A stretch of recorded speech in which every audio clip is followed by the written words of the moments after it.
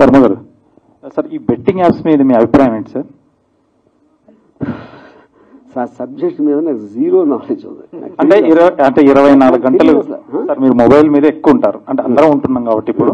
అప్పుడు గతంలో మిమ్మల్ని ఎవరు అడగలేదా దీనికి ప్రమోట్ చేయమని బెట్టింగ్ యాప్స్ ని? నో, నన్ను ఇప్పుడు ఎవరు అడగలేదు. అంటే మీరు నా కైండ్ ఆఫ్ నేచర్ అని ఫస్ట్ ఆఫ్ ఆల్ నేను ఏది అడ్వర్టైజ్ చేయలేదు ఇంతవరకు. బెట్టింగ్ యాప్ అని కాదు, నేను నా ట్విట్టర్ని కానీ సోషల్ మీడియాని కానీ అడ్వర్టైజ్మెంట్ చేయడానికి నేను ఎప్పుడు వాడలేదు.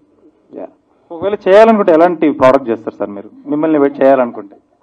అంటే ఇప్పుడు నాకు ఇష్టం వచ్చిన, అంటే maybe what I can connect, అది కాకుండా ఇప్పుడు ఈ పర్టికులర్ ఎలిమెంట్లో నాకు తెలిసినంతవరకు నేను గమనించింది, ఇప్పుడు అది లీగల్లా కాదని ఎవరికైనా తెలియదో కూడా తెలియదు.